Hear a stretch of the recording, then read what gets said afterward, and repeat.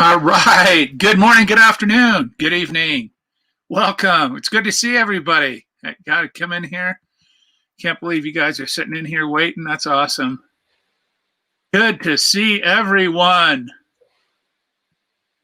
That's awesome. So we're doing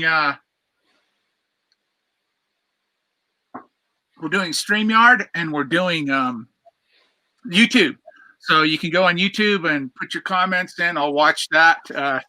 Good morning, John. Good morning, everyone. If it is, in fact, everyone, or every morning for everyone, I should say. Hello, Will. Good to see everybody. Thanks for joining me. I think we got some good stuff. Got quite a bit that I'd like to try to cover. I don't know how far we'll get, but we'll try to cover as much as I can, or we can,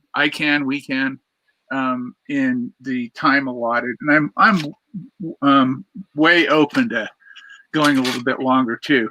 So having said that, let's get over to let's get business at hand. Good evening, Jan. Good to see you, buddy.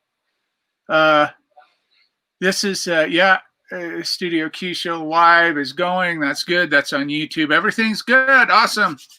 So welcome back to this.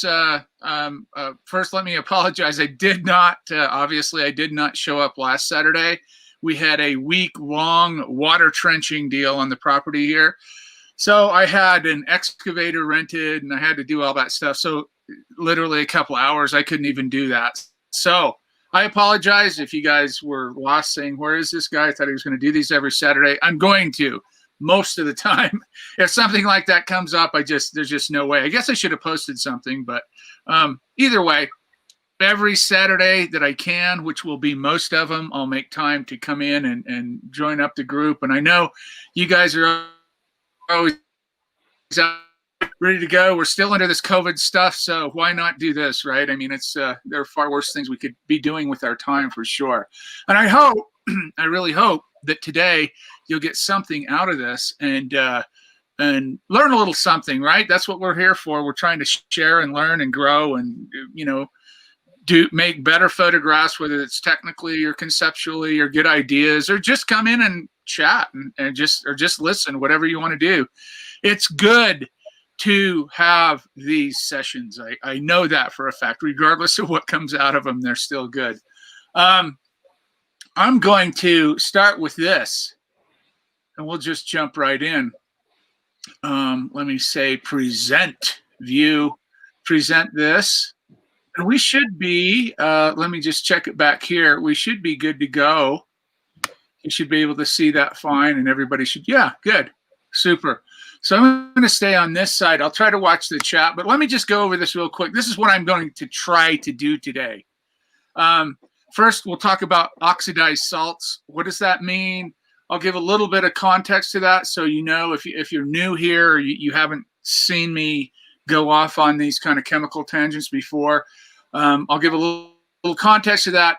But it's the last couple of weeks I've had people inquire about what is this business with yellow or tinted ammonium iodide, or what does it mean when we oxidize these salts? What happens? Then just UV and aeration to the silver bath, maintaining your silver bath for the best possible results.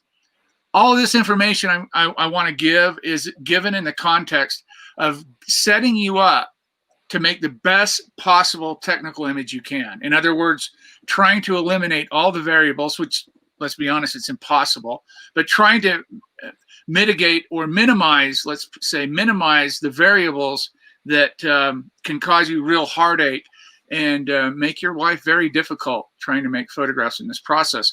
So that's part of it, is UV and aeration. I'm going to talk about specifically what UV does, what the aeration does, and why those are important to kind of, medium level maintenance of your bath, right? Not every day, but maintenance on your silver bath is a big one. Then I'm going to talk about the big three, what I call the big three, the three sub-processes and the compounds involved in those processes to making the best technical wet plate image you can. What are the variables there? What are the real key components, and chemically speaking, and even physics are involved a little bit, and technique, of course, is involved, and temperature and humidity and all these kinds of things. I'm going to talk about the three big ones that we need to really pay attention to.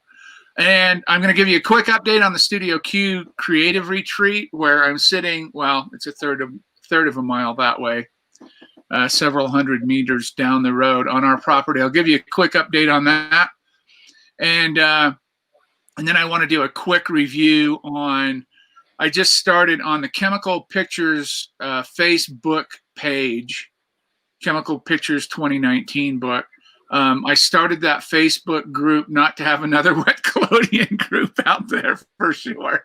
But I chuckle. There's so many. I don't know how many requests I get to join this wet collodion group and that wet collodion group. And that's fine. But I can't join them all. I can't join them. I barely have time for what I do. So that board, that forum, if you will, on Facebook, I set up so I could do chapter by chapter, Chemical Pictures, the book, chapter by chapter, a review, basically. And when I say review, I'm not critiquing my own writing or critiquing my ideas. I am, though, going to go into more explanation about some of the written stuff. Sometimes the written word, you get set in a different context you read it, it can mean different things. So I'm just going to go chapter by chapter. I don't know if I'll get through each chapter every single time. This may be a couple of 3 months for me to do. I don't know how long it'll take. I don't really care, but I'm going to go chapter by chapter and hit the key highlights and answer any questions that you might have. And I'm going to start first things first in that order. I'm going to start at chapter 1. So I'll give a quick review on that. And then by that time, I think we'll be warmed up for some technical questions and answers. Does that make sense? I hope it does. And if you want to chime in here, just unmute yourself. I can't unmute you or write in on the forum or on the YouTube chat board. Hey, Sasha, good to see you, brother. And Linda, greetings. Yeah. Oh, this is fun. I think I can put these up here. Yeah, I can. Look at that one. Yeah. Linda says, greeting from Sweden. Finally, wet plate and nerd time. Love it. I agree. I agree, Linda. Thank you for joining us, and thanks for joining us. And hello, Will. Good to see everybody. You're right. I enjoy this time too. Not because I enjoy it for the simple fact that it's fun to kind of delve into these technical processes and these technical variants in the process, and also mix in a little of that conceptual stuff, right? We always want to talk a little bit conceptual because, you're trying to make an omelet without eggs if you don't talk about that, right? So let's make sure we include a little bit, even if you don't understand it or you think it's a waste of time. I guarantee you, someday you'll say, hey, that was worth my time. I guess I think I know a little bit about what he was talking about or what they were saying at some point. So hang in there on the conceptual stuff. The technical stuff is pretty straightforward. It's got science to back it, but the conceptual stuff is just kind of our own personal experience and what we like to talk about. So if you're drinking coffee or whatever you're drinking, enjoy. I'm going to have a little coffee. It's 10:09 a.m. Mountain Standard Time right now here in the Rocky Mountains of Colorado, which is a beautiful day. High today will be about 20 degrees Celsius, 68 degrees Fahrenheit up here. We had rain last night and the last couple of days, which is just wonderful because the mountain needs it. And it's just a beautiful summer. In the low 20s Celsius is up here, low 20s Celsius degrees up here, in the 70s during the summer Fahrenheit, and just really beautiful. So I hope you're enjoying the same type of weather, or even if you're not, that you're doing well. So, and I do hope everybody's happy and well, for sure. So let's do this. Let's jump right in to oxidized salts. Stop me if you have questions. Just butt in and say, hey, wait a minute, I don't understand that, or what are you talking about? What is this stuff? I use, a lot of times I don't say ammonium iodide or cadmium bromide or, potassium iodide, whatever it is. I usually just use the chemical component, the structure, the NH4I for ammonium iodide, for instance. So if you hear me say that and I haven't clarified that, that's what I mean. So let's start off by asking about oxidized salts. What are oxidized salts? What are salts to begin with? The salts in the process, the wet plate collodion process, the salts are the iodides and bromides that you put into the collodion when you make the photographic collodion, or collodion to make photographs. What is collodion? Collodion is nitrocellulose, ether, and alcohol. We add a little more solvents to that, and we add a couple, at least 1 to 3 salts in that collodion to make photographs with it. So the salts are very, very important. And why we say salts, I say salts and solvents. Salts are the iodides and bromides, solvents are the ether and alcohol. We say salts because really all these iodides and bromides, that's what they really are, salts. And so we just kind of umbrella term salts. I'm going to specifically talk about, in this broadcast, about NH4I or ammonium iodide.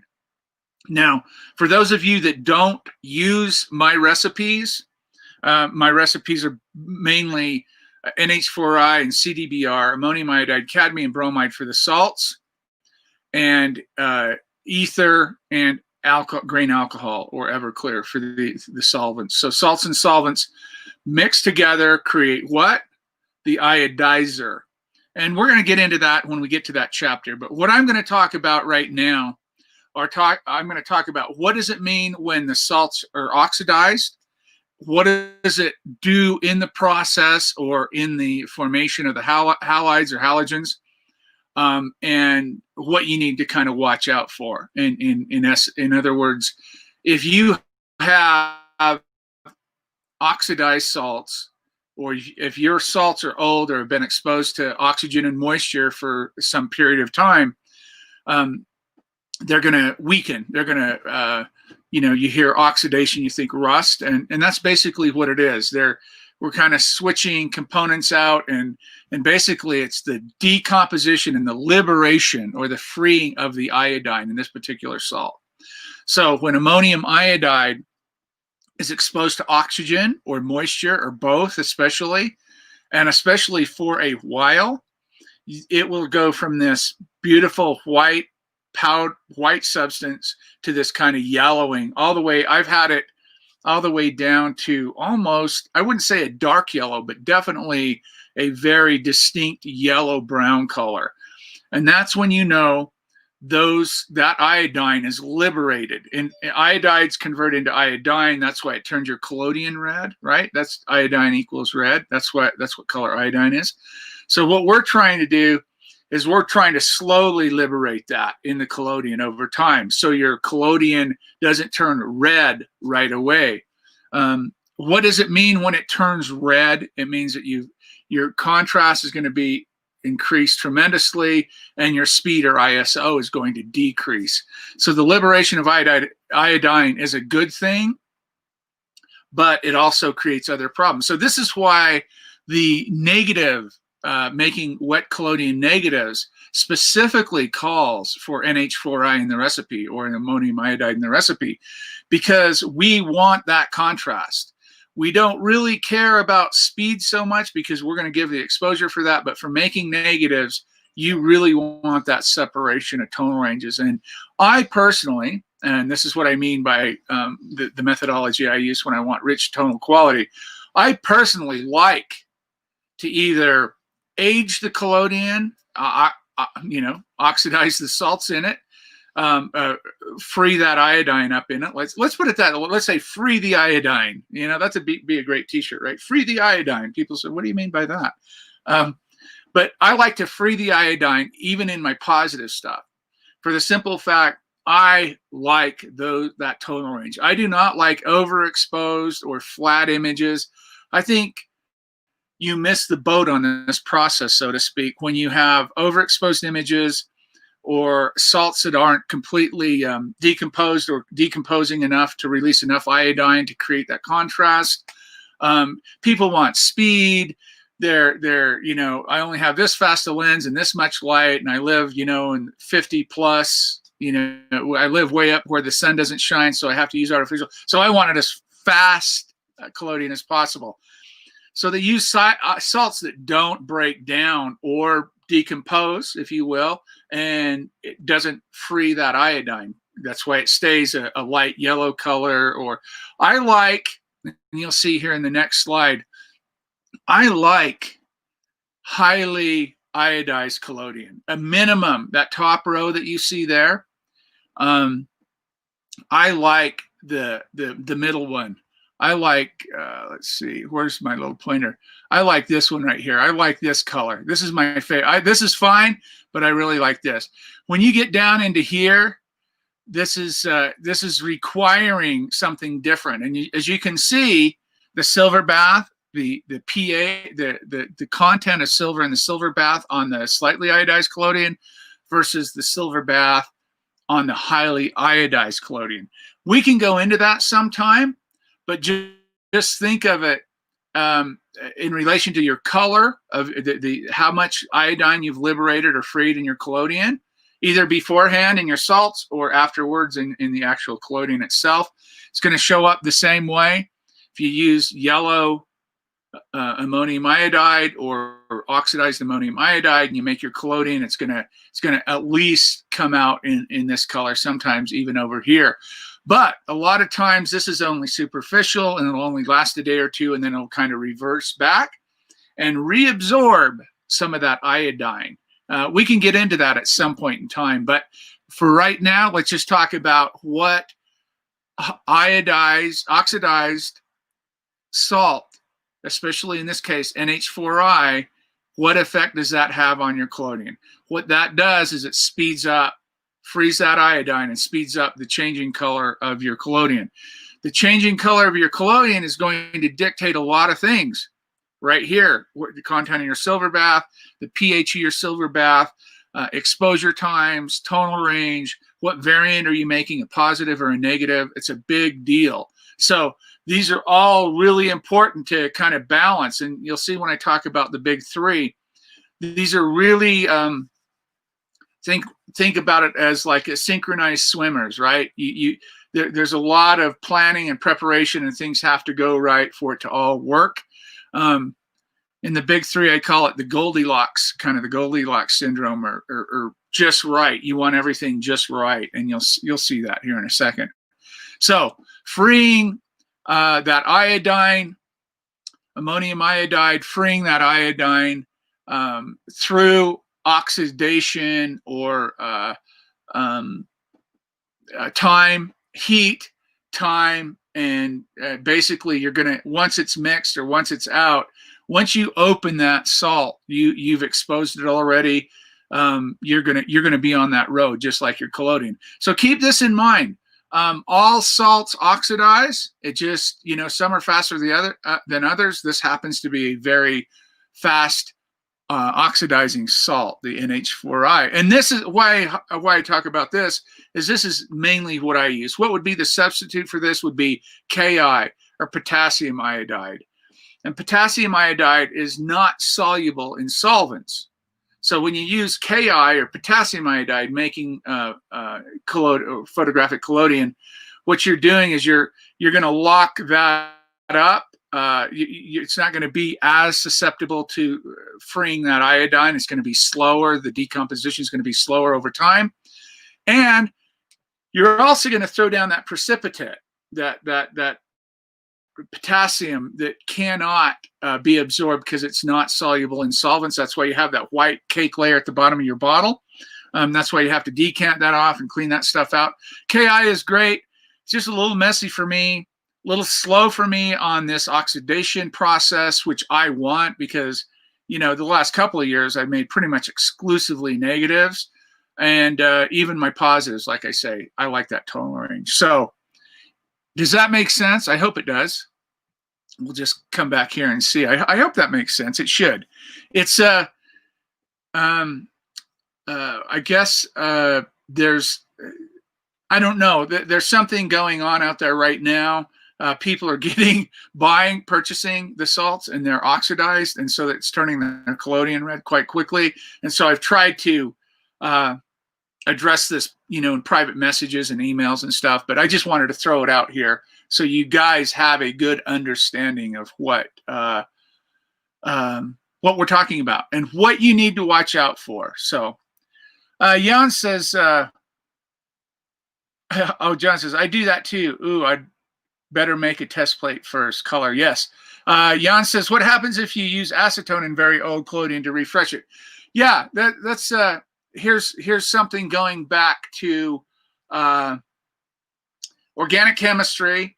So if you look at acetone, you look at what that is. Basically, in layman's term, if you add acetone to collodion, what you're going to do is you're going to absorb back, deliberate, take the freedom away from the iodine. You're going to absorb some of that, right? So that's what acetone does to some degree. Some of the denaturants in alcohol will do the same thing as well too. So sometimes denatured alcohol will have that reverse effect and will not allow the salts to liberate and the iodine, and it won't turn orange or red, or it will do it much, much slower. It's like a block. You're running a block. You have water in iodine or in acetone. You have acetone is I've done that twice in my life in collodion. And to be honest with you, I didn't really care for it because it felt like it didn't make very good negatives, for one thing. I tried to back off completely red. I mean, you couldn't even see through it. I tried to back off, reabsorb some of that iodine with acetone in some super old red collodion.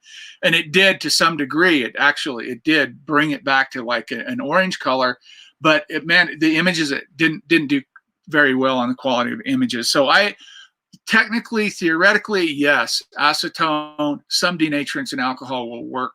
I like to use iodizer, mix the collodion you're going to use it up over a period of time, and then mix new collodion or fresh collodion. Hello, Yvonne. Welcome. So that is some of a little bit on oxidizing salts, and also paying attention to the color of your collodion. Very important here. The color is going to indicate what kind of silver bath you want to use with that. Here's a classic example of what happens here. Joe or Sally comes into wet collodion. They're fairly new. They make 250 milliliters of collodion. It looks about this color after they mixed it, or maybe even this color, this slightly iodized. They make a few plates. They look okay. Then they get distracted by work or life or whatever, and they don't make plates for 2 or 3 months, or maybe even longer. And they come back, and their collodion is maybe this color, or even bordering on the maximum highly iodized collodion. They're still using this silver bath down here. What happens? There's a huge change. So now you're going to have iodide problems, and sometimes you'll get this fogging. Sometimes you'll get just general flatness. Just depends. But if you're active and you use that collodion up, and it's working great, you've used it for a couple of weeks, and 2 or 3 weeks you use it all up, and you make a fresh batch of collodion again, and you're using that same silver bath, that's where you run into problems. And I'll talk more about this in this big 3 thing. This is where you start butting heads on the process of using a highly iodized collodion with a silver bath that wants a slightly iodized collodion, or vice versa. You kind of get the idea there, right? This happens all the time. I get email, I was going along fine for 2 months, and then all of a sudden this happened. What's wrong? I said, well, what changed? Well, I made some new collodion. Anything else changed? No, just that. That's what it is. Slightly iodized collodion versus the highly iodized collodion and the silver bath. They'll make this is one of the big stumbling blocks. And you have to watch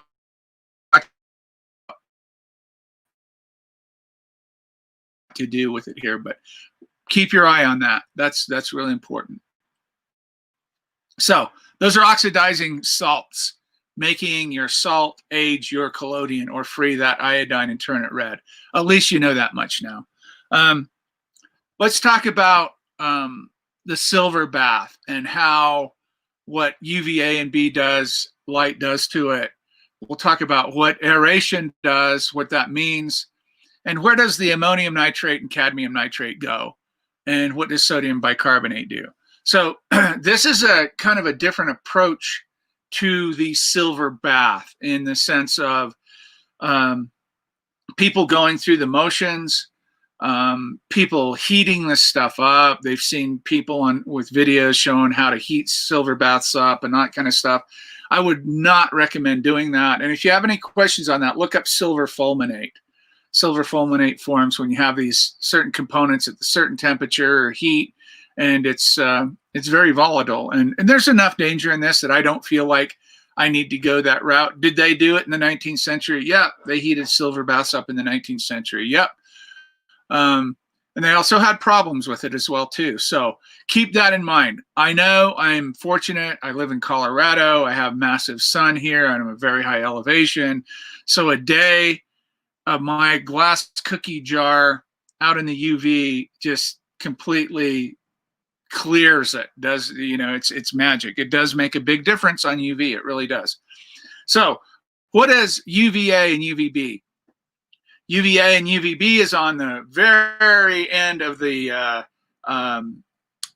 visible light spectrum, just below where we see the color indigo or violet or purple, bright purple. Indigo, I'm going to say, is around 400 nanometers. We get down that way, more to the left, you go down into the UV. And then up here you have, you know, from the red, yellow to the red at 700, 750 into the infrared. So that's the light spectrum. So we cannot see UV, right? We just keep that in mind. But we know it's out there. There are UV meters, et cetera, et cetera. But silver nitrate reacts with any organic material, reacts big time, decomposes big time with UVA and B light. So in other words, when you set a cookie jar like this out there in the sun, and you'll see I have a little muslin top on it, just super breathable. I don't really care. I don't even put tops on them anymore sometimes. I don't care if bugs or whatever get in there. It's gonna be filtered out anyway. But you put a top on it, but aerating the jar, the mouth of the jar is as big as the jar itself, aerating and letting the UV hit that. A really good thing to do here is, you can't see it in this image, though, is to put a piece of black paper down around the glass. Try to, whatever angle the sun goes at, have that black paper down that you set your glass jar on. That'll speed the process up as well too, because that's going to attract that light and pull it down in. Heat and light, both really good. Heat to evaporate the solvents, and even some of the water if you want. You can. I've evaporated these down to crystal in the sun. Just all the water gone, crystal. So you can do that. You don't need to do that here. This is kind of regular maintenance, medium maintenance, whatever you want to call it. Every once in a while, after a few weeks of good sessions, you know, several plate, 10, 15 plates, 30, 40, 50 plates, you might want to consider doing this, depending on how big your plates are and what your techniques are and how well you work with it. But the UVA and B light, UV light, strikes that material. Anything organic that's suspended in there will basically print out and drop to the bottom. It'll blacken, turn basically silver sulfide kind of situation here, turn black and go to the bottom and clear the solution. The aeration, which is really important, and I even say this now more than ever, the solvents you pour in the collodion that you pour on that plate and then drop in that bath just get built up in that bath. You can smell your silver bath. It smells like solvents, alcohol, and ether. Especially alcohol is the hard one to get rid of. You need to aerate your bath big time. So the light strikes that. Anything in that bath will basically print out, blacken, drop to the bottom, decant the stuff, filter it, replenish it, you know, your water, your silver content, and check the pH. If you don't aerate well enough and you leave those solvents in your bath, that's another sticking point for really kind of muddy and muck. just what I plates that I call off, right? They're not crisp. They have a lot of artifacts. Blacks aren't really black. Silver's not really as poppy as you can get with this.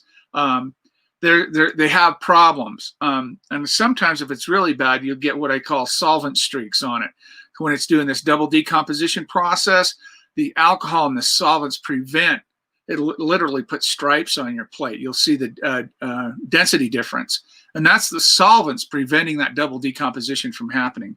If you don't know what double decomposition is, I've got several videos up here you can watch on it. We'll talk a little bit about it on the next slide. But so that's kind of regular or intermittent maintenance, where you go out after 10 or 20, 30, 40, 50 plates, whatever it is you do, and you go out and you dump your silver in a glass cookie jar, put it out in the sun, let it aerate.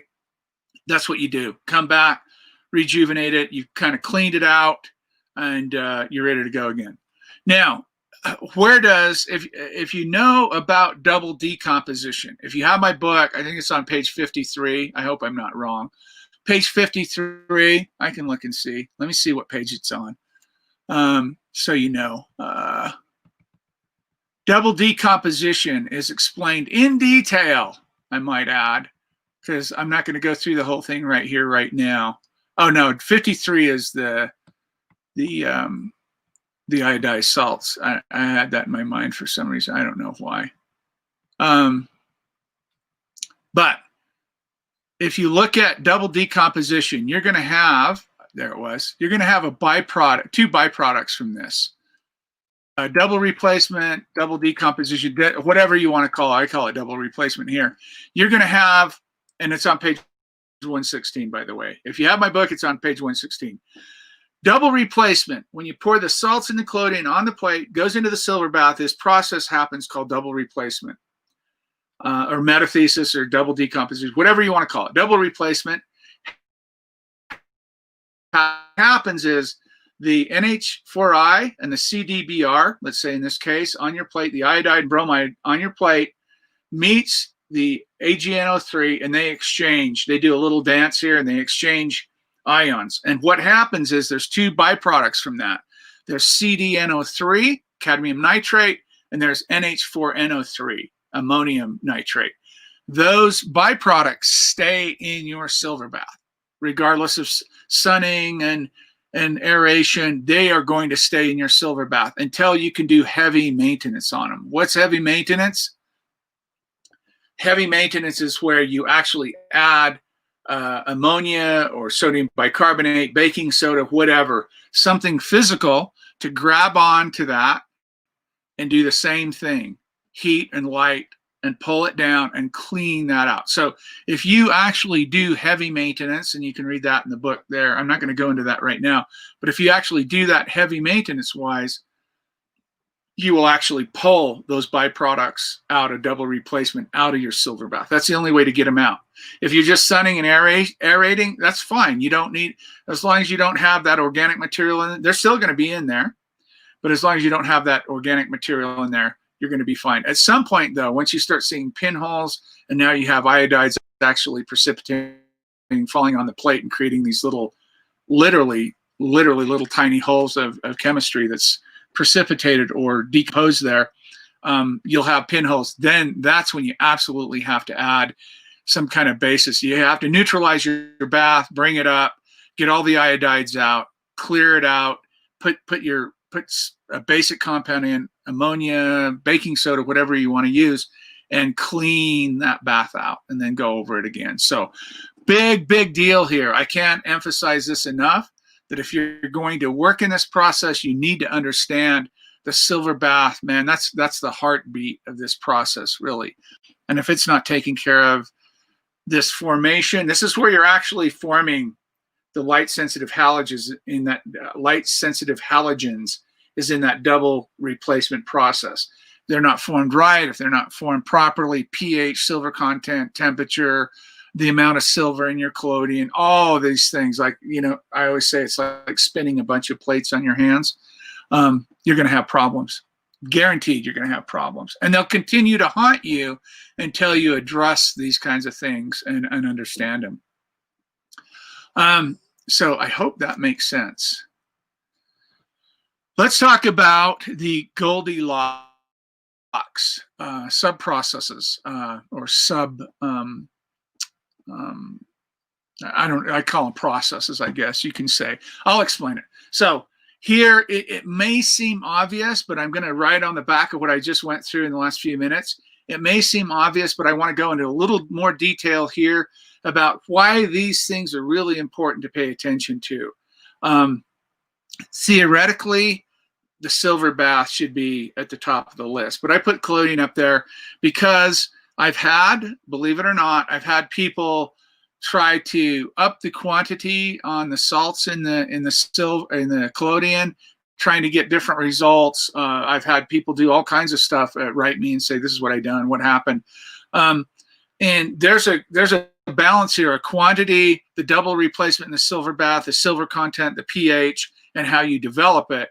This is all to get right in that Goldilocks, that perfect, this is just right. Everything technical is in place. And if I execute through my technique properly, I'll have all the technical strength behind me. I'm not saying it's going to be a good plate photographically, compositionally or whatever, but technically you have everything going here. And if your technique is right, you will maximize the ability of the process to make the photograph. You know, exposure and technique and all that other stuff is a different question. So the salts, the right type and quantity. Why do I say the right type? Because as you know, in my book, I talk about never order chemistry by the name, only by the CAS number, Chemical Abstractions Service. That's CAS, I think that's what the acronym. That CAS number is international. Doesn't matter where you live in the world.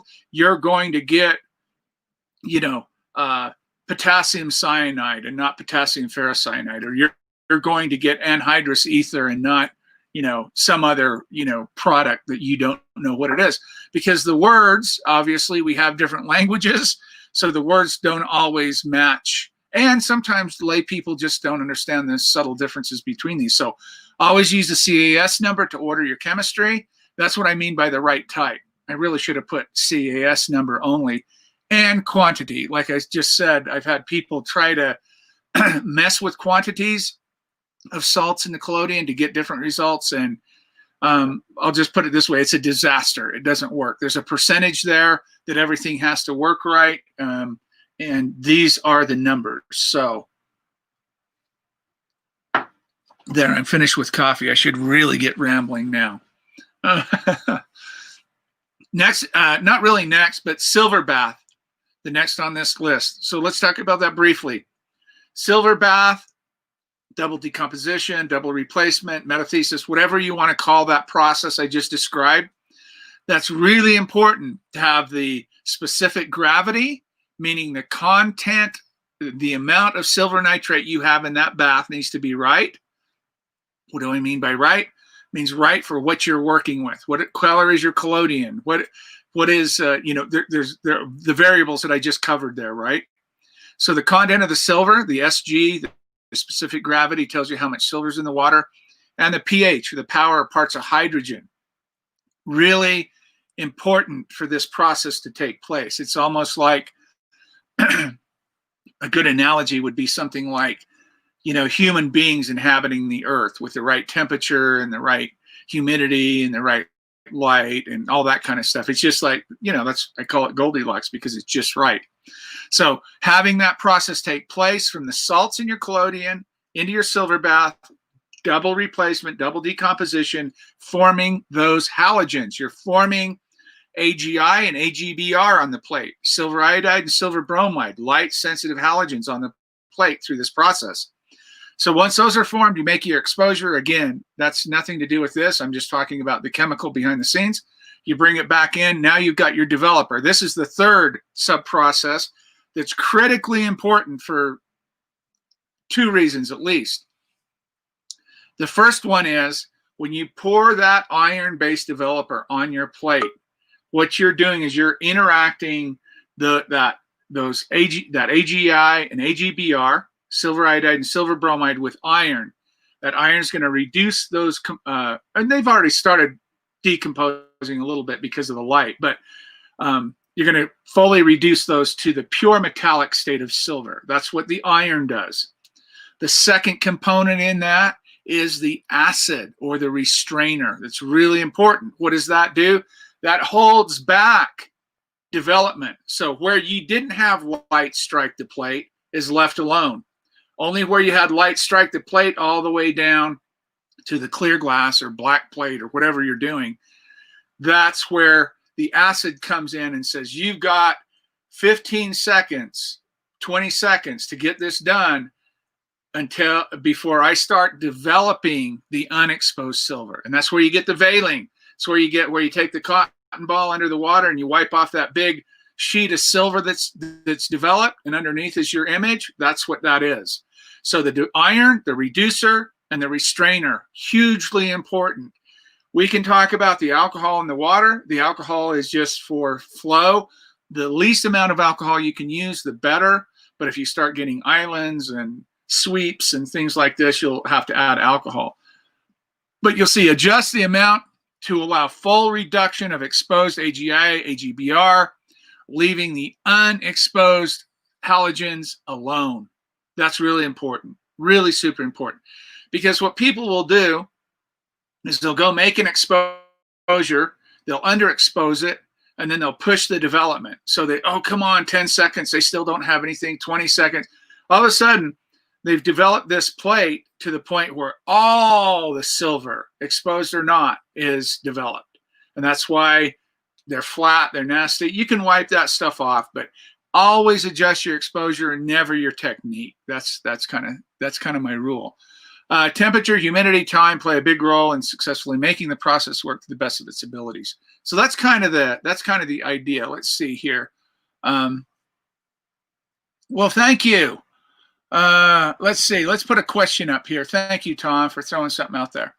Should the salts continue to be stored in the original plastic bottle they come in, or Ziploc bag? You know, Tom, I would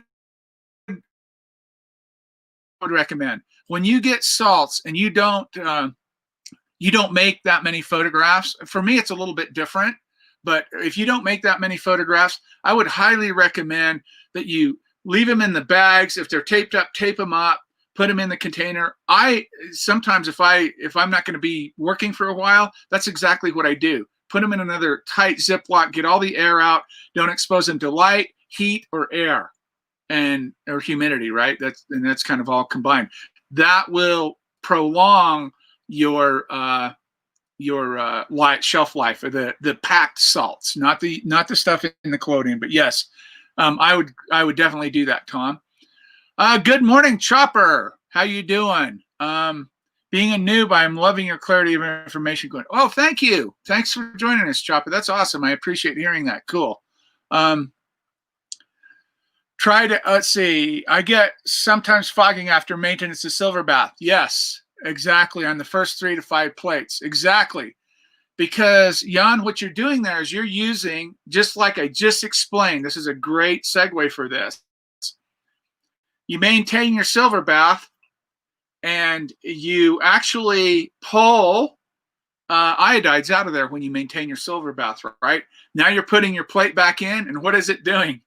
It's trying to rob iodides from it, right? That's exactly what it's doing. So it's really important that you base and understand both the color, how iodized your collodion is, and where your silver bath is. That little chart that I showed you with the different colored, slightly iodized, highly iodized, and what your silver bath.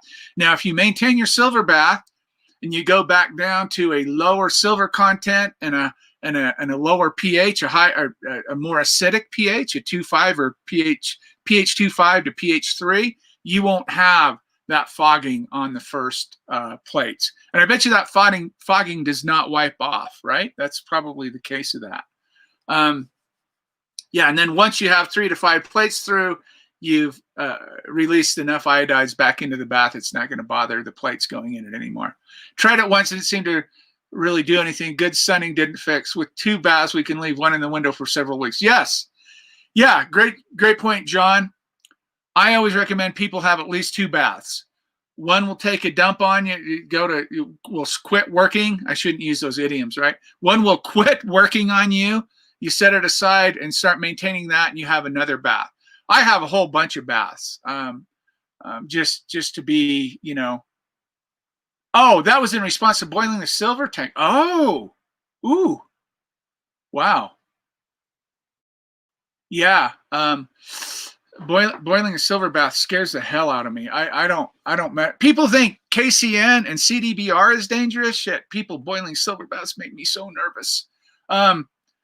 So that's interesting. I did not know that was in response to the boiling. That's good. Yeah, put them in the window, let them aerate, sun. You have some cloudy days. You still have UV out there. Don't worry about it. If you have 2 baths, you work the one and maintain the other one. So Chopper asks, would it be worth the time to make a log and track the area? Oh, yes, of course. Yes. He's asking, should you keep documents? Absolutely. Maybe then you know to do maintenance at some point based off the square meter liter.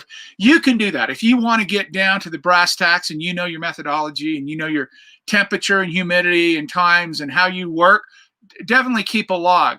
This is going to be more visual. If you don't want to run into that, you want to mitigate and pop that out, take care of that before it even shows up.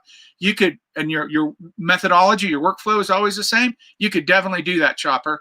And I always tell people to always maintain records. If you're new at this, there's so many spinning plates. It's too many spinning plates to try to keep in your head. So I always recommend definitely use notes. Copious note taking is always good. Definitely. Yeah, boiling the silver bath.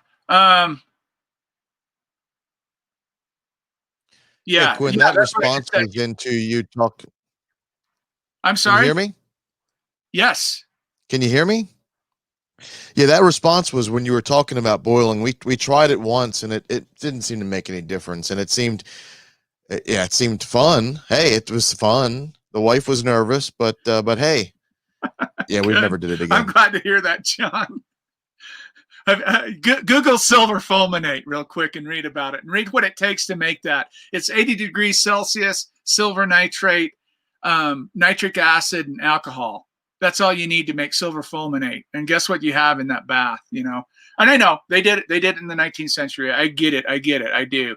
But at the end of the day, if you can't sun, or you feel like it's always cloudy where you're at, you're way up north something, or you're way down south, whatever it is, make 2 baths and let them use one and maintain the other for weeks. Like John just said, just leave it up for weeks if you have to. So does that make sense? Those are the real catcher. This right here, the Goldilocks sub-processes, these are the things you really want to make sure you've got right. Everything else has so much latitude. I would even say the developer has a lot of latitude in the sense of quantity, but other than the acid. But, these are the things you've got to deal with in making successful photographs. So I just want to touch briefly on this because a couple of people asked me about it, and I decided to do a little, after I did a little blog on it on my site.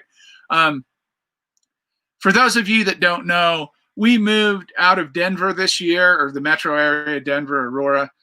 We sold our house. I basically quit working, which was really smart, right? I guess maybe everybody quit working at Code. I don't know, but I quit working. We sold our house, and we've had property up here on the mountain in central Colorado for a long time. And we came up here. Originally, the last few years, we planned on building our home and then having outbuildings. We have 12 acres up here, building our outbuildings and having our shop and studio on the property. And once a year, we're thinking twice a year, but it's probably going to be once a year now. Once a year, we have 1 to 2 people come up, either a single person or a couple of people that can kind of live together and get along, come up and spend a week. And here on the mountain, we'll have, of course, all 19th century photography, a daylight studio and dark room attached to that, meaning that we're going to be making photographs at north light, high elevation, super powerful UV, portraits, still lifes. We can go out and do landscapes. We can work in, pretty much negatives, positives, prints, whatever you want to do. We'll also have bladesmithing and blacksmithing. I make knives. I do blacksmithing work. I'll do. I've done courses on those already. I'll do bladesmithing courses or general blacksmithing courses. We'll have a greenhouse, growing out of the greenhouse, eating ketogenic, living basically as self-sufficiently as you can on the land, away, kind of digitally detoxing, keeping the technology to a minimum, and hiking, fishing, target shooting, archery, just all kinds of stuff, and just generally relaxing, right, for a week, but coming up and having a different experience. If you've never been to this part of the world, or if you have and you love it, it just adds to all of that. So that's the context of what I'm talking about when I say Studio Q Creative Retreat. We were originally planning on 2021. That's not going to happen. I don't see that. I don't see the COVID thing being resolved. And when I say resolved, I mean a vaccination for it, for people to travel, people to feel comfortable. And number two, we probably actually need the time, at least into half of next year, to get everything set up and going. So I'm thinking probably the spring or fall of 2022, we're going to open this up. And I've already had, a half a dozen people, kind of say, hey, contact me when you're ready. We'll do a kind of a trial run the first year and see how that goes. This should be really exciting for a couple of reasons. Number one, you can come up into the Rocky Mountains in Colorado and do nothing. If you don't want to do anything, you can just wander around the mountain, look at the wildlife. If you want to go fishing for all those days, if you want to bladesmith or blacksmith, if you want to work exclusively in photography, whatever you wanted to do, that's kind of what we had planned to do. So that keeps us in touch with the people, allows us to show people this wonderful part of the world and experience something totally different, and really kind of, revive you creatively, get away from the rat race, the boredom, the frustration, the craziness of the world, even more so. Questions, go to studioq.com or go to studioq.com. In my blog, I have a whole curriculum on there. We wrote that a year and a half, 2 years ago. It may change a little bit, but it's pretty much there, what we're going to offer in these retreats, and people can come up and pick and choose. Pick a day to do this, 2 days to do that, whatever.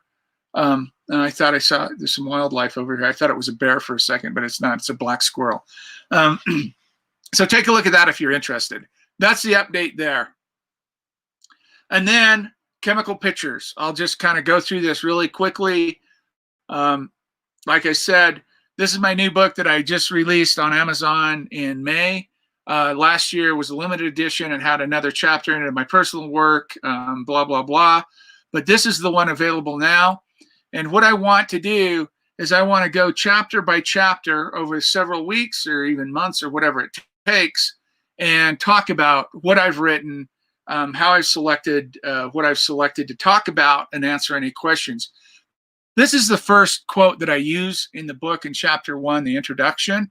And I just talk about this quote from Sergio, Beware of Images, about this idea of why a lot of people are attracted to the wet collodion process and they can't quite articulate it. But if you read this quote, you start making these connections of how topical and superficial our lives in a lot of ways have become in this technology in 21st century era, and how we're lacking the authentic, we're lacking the artifacts, we're lacking the physical connection to things. And now we're even separated as people, right? Now we're doing these things virtually. So we're not even in front of one another anymore, which is really weird. But this is a great starting point for people to read and have a conversation about. And that's what I posted in the Chemical Pictures book Facebook forum or page. We'll start talking about this. And I'll spend as long as I need or we need on each chapter to go over these things. This is basically the gist of chapter 1. If you have my book, you can look through this and you can see that's where it's at. But if you don't, This is kind of what the first chapter talks about. People have asked me, why do you, and I don't know, maybe it's in the pejorative or the negative, I don't know, but people have asked me, why do you spend so much time talking about yourself in chapter 1? And I tell them this, I want to give you context, right? I'm a big believer in context. When you bring a topic up and we start having a conversation about something, and I have no context for that conversation, pretty much everything you say isn't going to stick. It's not going to attach to me very well, intellectually or mentally. So I like to have context. What are we talking about here? Who is this person? What are we talking about? Even really, I mean, let's be honest, we're talking kind of about credentials, experience, that kind of stuff, kind of validating in a way. There are no wet collodion validation centers or people right here, but just the idea of who is this guy, what's his experience, and putting some context around what I'm about to say in the rest of the book. So my personal history, I talk about, I grew up, blah blah blah, my genetic background, some of the reasons for my projects that I've worked on, my education, very important, undergraduate degree, my graduate degree.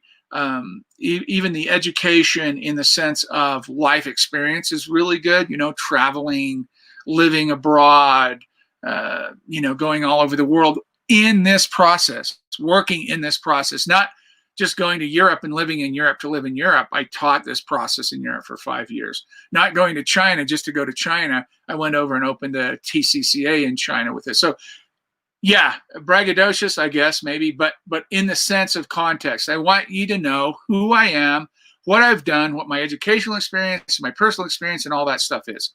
My project experience, I think, is really important. Archer's Placard, the China TCCA that I just mentioned, galleries and exhibitions. I have a whole bunch of them, but those are just some of the bigger ones that I've done. And China, too. I didn't have room to type that in. One of the things that I would love to talk about in chapter 1 is the concept and craft doctrine that I write about. This is a really tough topic for people. The concept, why am I making the photograph, and the craft, what process or processes am I using to make those ideas consumable or interesting or connecting, right? So concept and craft doctrine, I talk a lot. I don't know, I have a page and a half that I've written about it in the book, about how I basically put together those ideas and come up with this basic formula that says, look, this is what's needed in my mind for a good story. Not that I have any, it's not truth or journalism or anything like that. Whatever project you're working on, you want to be able to talk about.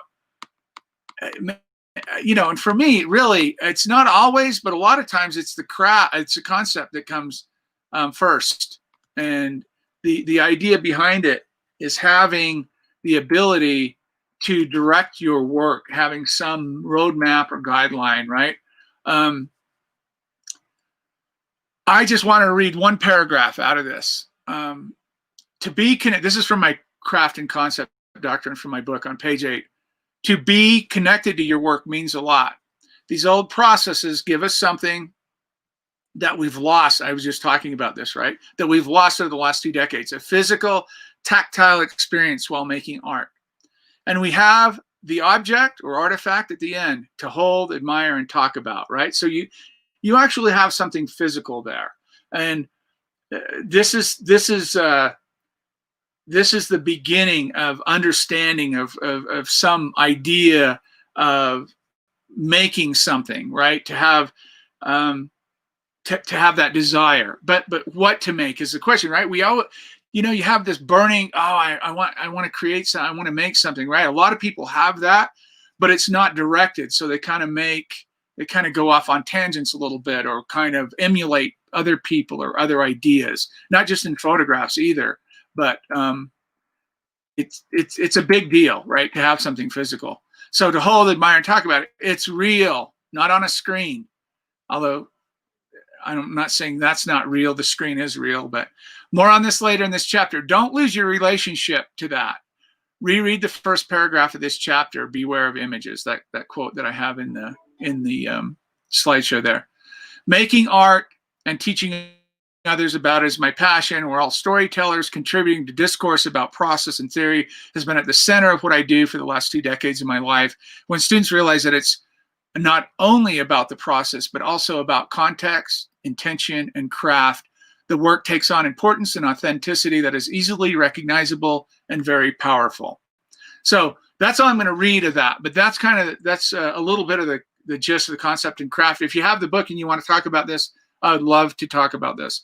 And then I offer workshop advice and questions to ask. I highly recommend taking a workshop in wet collodion if you can, but a little bit of guidelines so you don't end up in a glorified demonstration like I've talked about before. And also authenticity. And that's kind of the authenticity, and I close the chapter out about, and it kind of all goes hand in hand with the idea of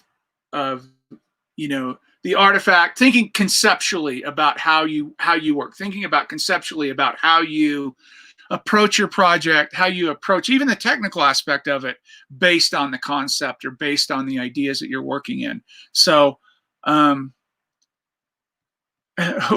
happened? It's your book. That's why. I'm not sure. I missed that when I was reading it. Right. If people don't like it, they can turn the page. Yes. Yeah. If people, here's the thing. When I start talking about, I mean, I can talk technical all day long if you want. If you want to talk technical all day long, we can. But at the end of the day, we talk technical, and then that doesn't have anywhere to go, right?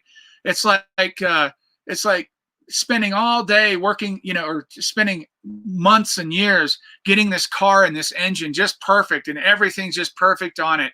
And then you have no roads to drive on, you have nowhere to go, but you have this great, wonderful car, but you don't have anywhere to go with it, right? So what I talk about a lot, we can talk technical all day, but you need to put that on a path somewhere.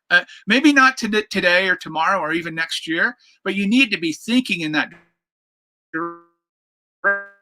So many people come into this process, make kind of a splash, whether they're making hardware or making photographs or even trying to do projects. They make a splash, they burn out, they don't get any traction, and they just leave. Up and down, up and down.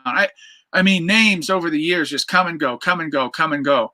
And at the end of the day, what keeps you in this process is its ability to support the ideas that you're working on, and your ability to talk about that support. How you're not a process photographer. You're not working in wet collodion because it's wet collodion. You're working in wet collodion because you have these ideas that need to be supported by a specific process, and this is the process. Maybe your process is paper mache sculpture. Maybe your process is music or writing. Maybe your process is digital photography and inkjet prints. I don't know. Whatever your process is, it needs to support the idea that you're working on, not the other way around, right? That's the problem people have in this, because it is so attractive, because it is so cool, because it is so fun to work in, and it is. I still get a thrill 20 years later, and I'm still loving pulling plates out and running developer over them and see what it looks like, right? There's still that element of serendipity there, but you have a path. If I didn't have those projects over the years to work on, what would I even, I mean, there's only so much stuff I can photograph and put in wet collodion just to photograph it, right?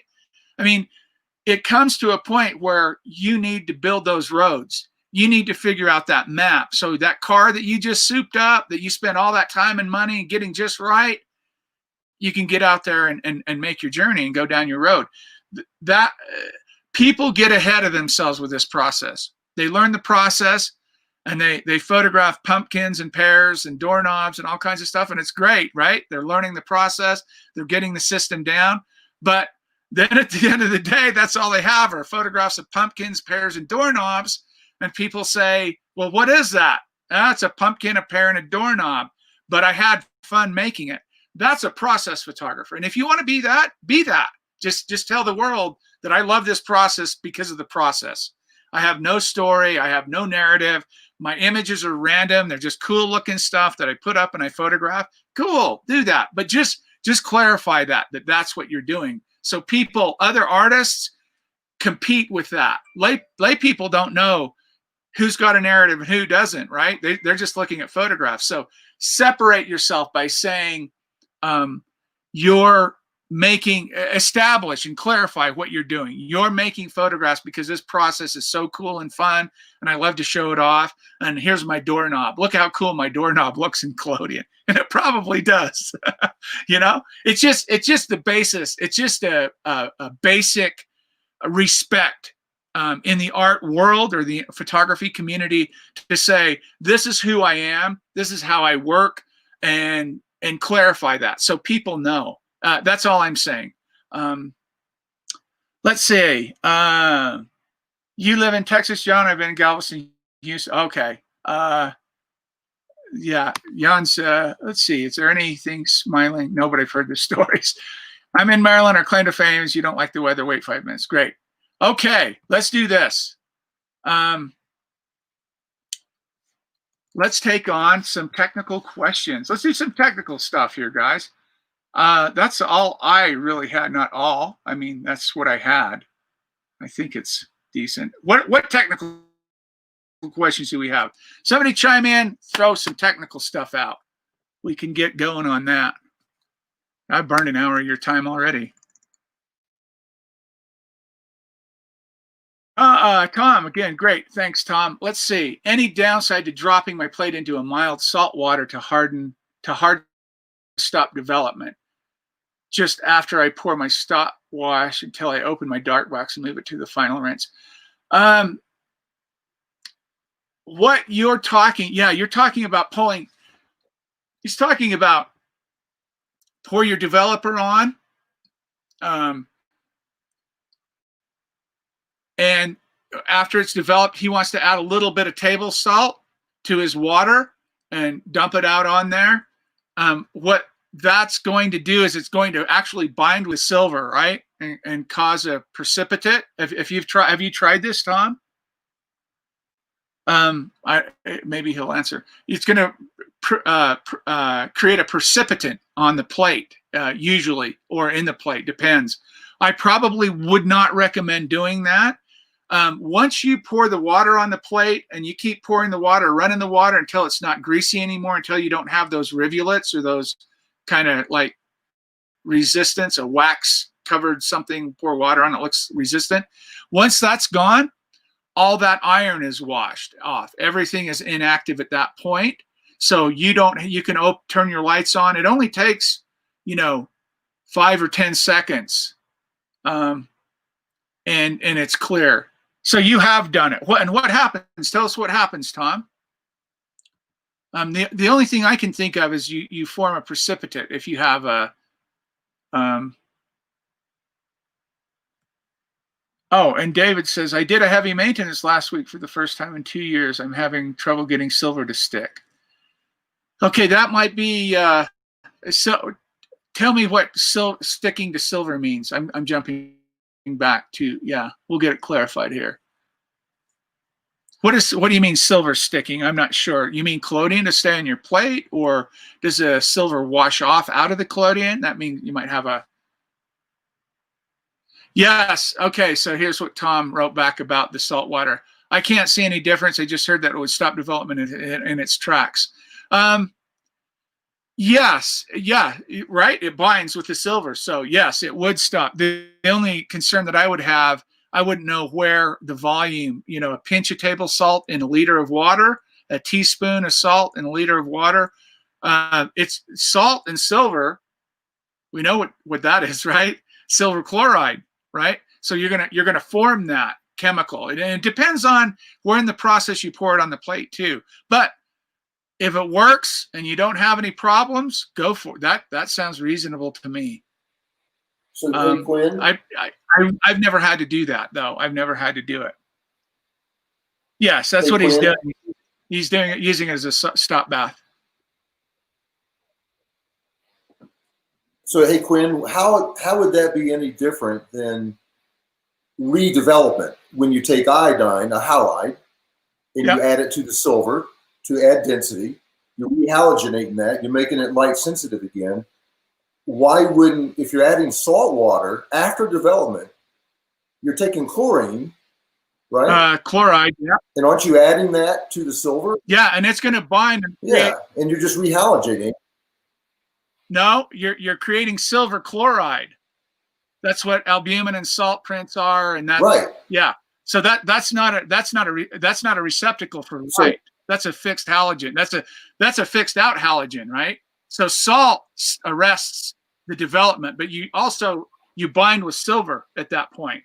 When you pour iodine on a silver plate, you're actually activating that silver again into AgI to some degree, slightly rehalogenizing it or rehalogenating it, right? Making those halogens creating those halogens just on the surface of the plate when you pour iodine. Salt, ammonium chloride or table salt that's what you put in your egg whites and your salting solution for your salt prints. That's the binder for that, right? That's the active component for that. Is just like your AgI and your CDBR, your table salt is an active component to bind with silver and make silver chloride. That's a hardened silver.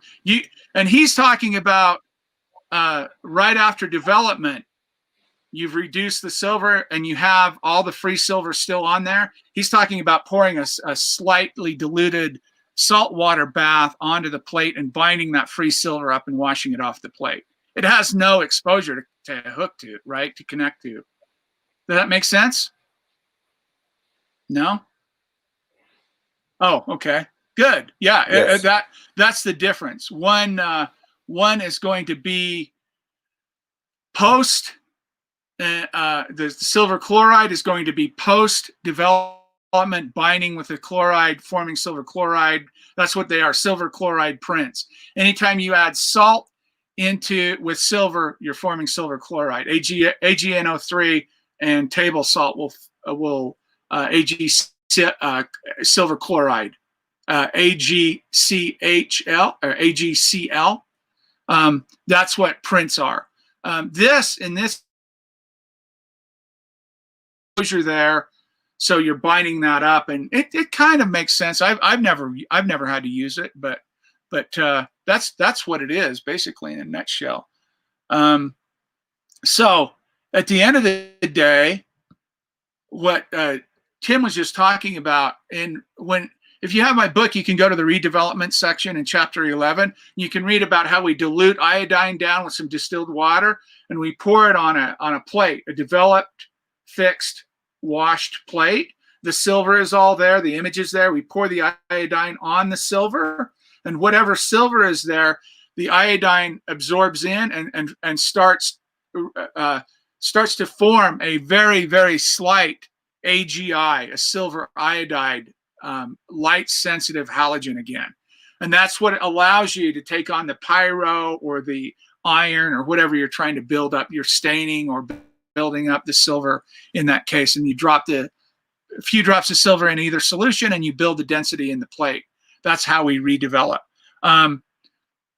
As far as arresting development, it doesn't really take that much to wash off or to arrest development, to stop that iron and wash the acid. The iron's really what you're trying to get off the plate when you're arresting development, to pull that iron off and reduce all the exposed silver on the plate. It doesn't take that long to stop that. Jan said something over here about your developer recipe in your last book take longer time to develop with, not so much ferrosulfate. Actually, I went from 4% ferrosulfate to 3.8%. That's all. I reduced that down, Jan, just a little bit. What I was trying to do in this last book, I was trying to give the best solutions for new people coming into the process. So what reducing 4% to 3.8% in iron in the developer will do, what will it do? It will allow people to go a little bit longer without without developing the unexposed free silver on the plate. Same with adding a little more acid in the developer, right? And this is for positives. For negatives, you do this on purpose. You drop the iron down to 2%, and you raise the glacial acetic acid up to 8 or 9%, 80 or 90 grams. So what you're doing is you're purposely extending that out for negatives, so you get all that detail. Positives, it's just a flash in a pan, right? You're not going to get, you'll get details for sure, and you'll say, oh my God, I see details here. But once you do negatives and you see details and when I talk about details, I'm actually talking about tonal range, real subtle things, stuff you can't even see on the plate that will actually show in your print. So yes, Quinn, you're right. Yes. Quinn, Yes. I see before, your receipt before, I go for 15 seconds. Yeah. But in your new book, I sometimes go up to 20, 25 seconds.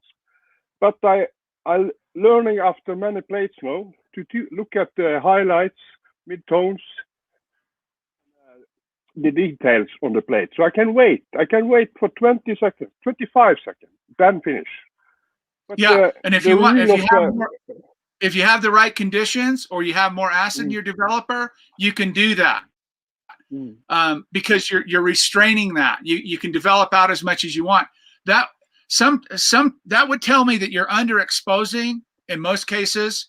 If you're going beyond 20 seconds, even in cool weather, cool temperatures are going to raise your development time a little bit, right? If you're out in the cold, it might not be 15 seconds. It might be 20 seconds, 22, 23 seconds. But if you're going over, let's just say this generally, if you're going over 20 seconds, and that's 10 seconds over in a normal 20 degrees Celsius situation, if you're going over 25 seconds, you have an exposure problem or a developer problem, a chemical problem. Because if you have your exposure right, every single time you should see highlights in 3 to 4, midtones in 7 to 9, and shadows starting to form around 12 seconds. If you don't see that, you need to put more light on the subject. You need more time and more exposure time. That's kind of the general rule.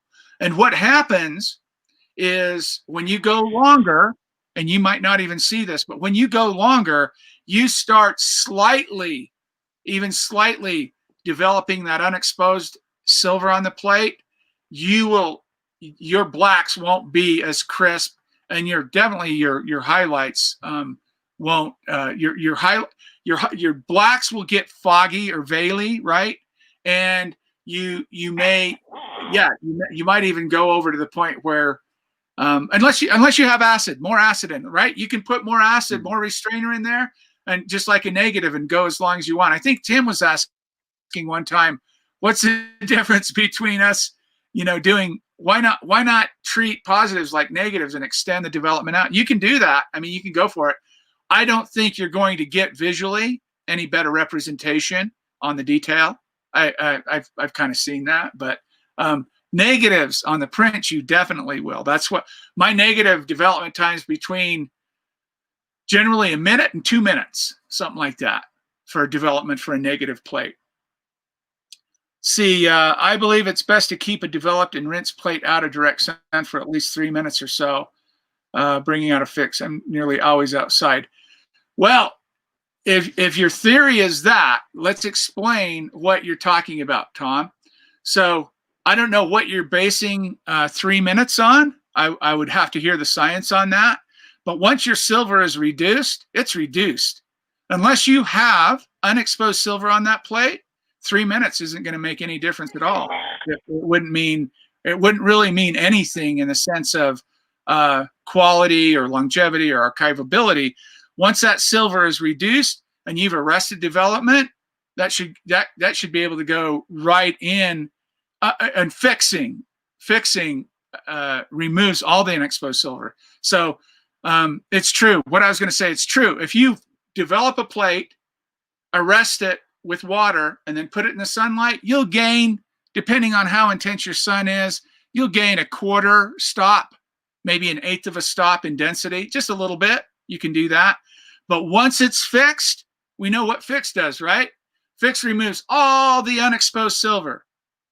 So it wouldn't matter 3 minutes or 30 seconds. If that unexposed silver is fixed and you've reduced that silver, there shouldn't be any difference. It shouldn't make any difference at all. I'm always outside too. That's how I work. So I fix plates right in the, I mean, maybe not in the direct sun, but I fix plates right pretty much in the direct sun. So that's the science behind it. And again, 3 minutes, I'm not sure where that comes from, but you develop a plate, you arrest development, you fix it and wash it. There shouldn't be any reason why you can't expose that to the sun. Shouldn't be, right? Who knows? So I don't know your workflow methodology, and I don't know exactly what you're doing. I'm just talking about the science behind the development, arresting development, and removing unexposed silver from the plate. Once that unexposed silver is removed, there shouldn't be any risk of damaging the plate with the UV. Hey, cool. Now I can get moving faster. Yeah, exactly. Yeah. Now, the one caveat I would say is if you're using sodium thiosulfate, that may hang around a little bit longer, and you may not want to throw those out in the direct sun as they're washing.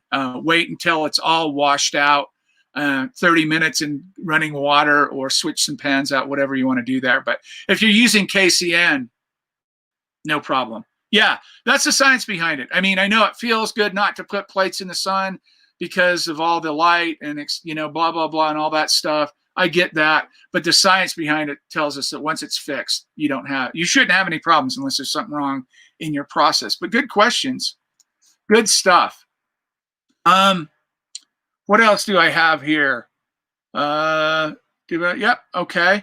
So that's the scope of things from my perspective on the whole development, fix, and washing. Keep in mind, though, your mileage is going to vary, because when I sit here and talk about this stuff, I don't know how you guys are working, right? I have no clue. Most of you, I don't even know where you're at in the world. So I don't even know the elements or environment. I don't know where you get your chemistry. I don't know your techniques. I don't know anything. So when I talk about this, I'm talking very 30,000 foot view from the airplane, right? A big oversight of it. It's not specific. Some things can be specific, but I don't know how everyone works. I don't know the methodologies they're using. And at the end of the day, your mileage probably will vary. Yeah, keeping the fixed plates out of the sunlight, sure, why not?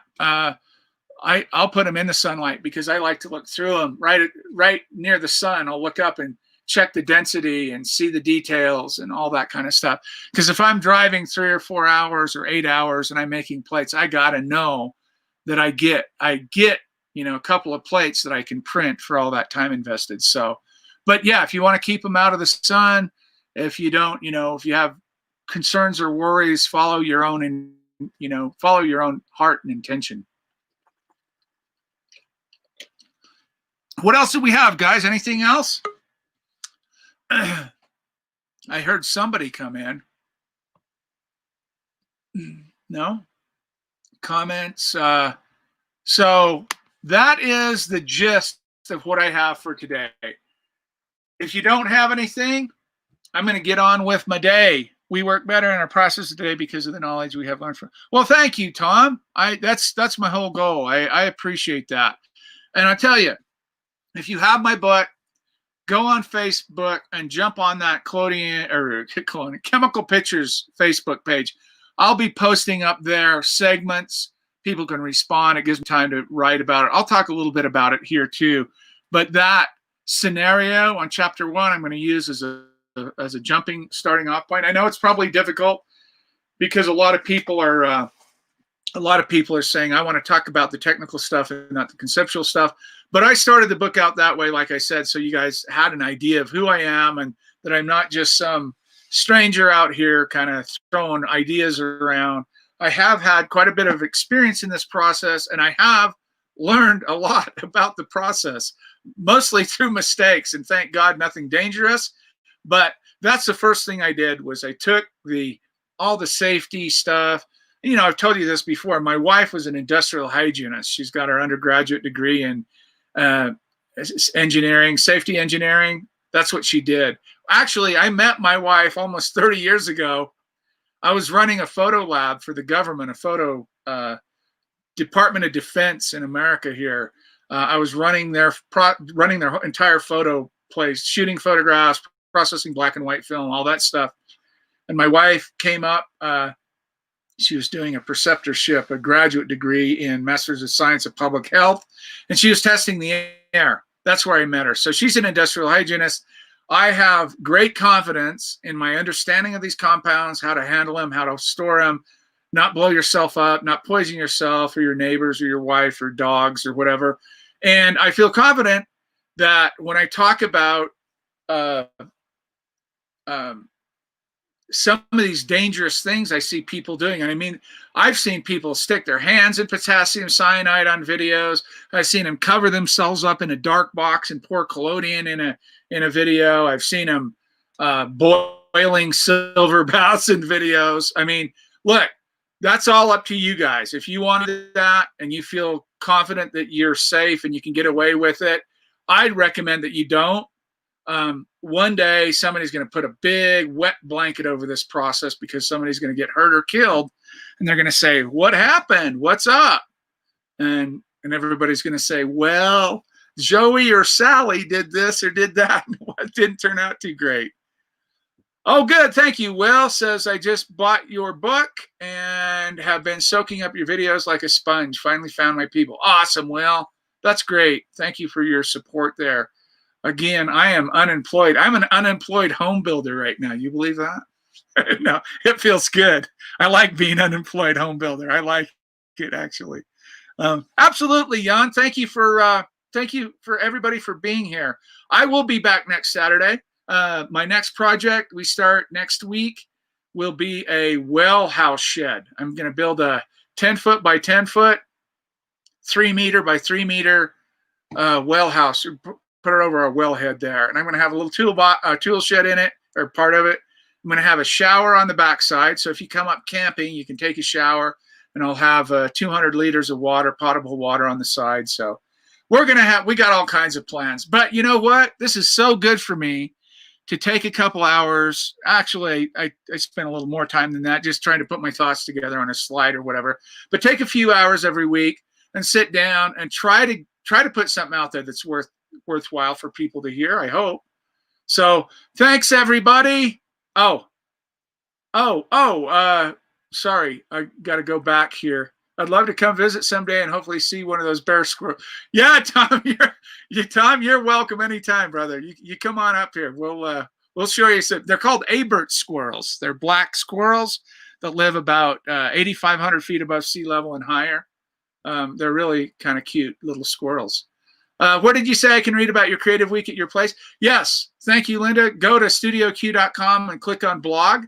And right now it's the first entry there. You can read the whole curriculum. I got everything from how to grow cannabis and use it as a medical tool, how to fish on the reservoir over here, how to grow in the greenhouse, go hiking, go fishing, all that. It's not just photography, right? So when you come up here, yes, we can concentrate on photography. We'll make a great, wonderful plates or prints or both or whatever, but there's always something else to do. I live about 30 minutes from the Colorado Wolf and Wildlife Center. You can go down there and take a tour, go hiking around and see all the wolves. They have, it's an amazing place. We've only been once, but man, it's amazing. And then about 20 minutes away again, or 15 minutes away or so, is the fluorescent fossil beds. They have hundreds of acres of fossil bed down here, and we have the largest petrified tree in the country here, and it's surrounded. You can go hiking on the trails. Look, there's all kinds of stuff to do here, and anybody that came up here would love it. Spend the week. You have to adjust a little bit the elevation, right? Mountain sickness or elevation sickness starts at about 8,000 feet, so you have to give yourself a little bit of adjustment time. Stay hydrated. Alcohol's a little bit different here because you get drunk really fast and it dehydrates you. So you have to kind of watch your alcohol consumption if you've never been this high before. that kind of stuff. But it's fun, and I guarantee you, if you want, like I said earlier, 2022 will probably be the beginning of it. It'll be a couple of years from now, but that you will love it. I mean, if you come up here, you will love it, and we'll show you a very good time. All this will make sense in person if it doesn't make sense now. Thank you, Linda. God, we'd love to have you. We would absolutely love to have you. That would be just fantastic. So I am thankful, so thankful to all of you. I'm so grateful. You are amazing. You buy my books, you listen to me ramble, you support me in my ventures, and I don't know what else to do to pay you back other than to thank you and say I'm very grateful. And I hope you can join me when I can get on here, and we'll have more conversations like this. Stay healthy, stay happy, and we'll see you Saturday. Thanks, ladies and gentlemen. Thank you. Thank you very much. Bye-bye.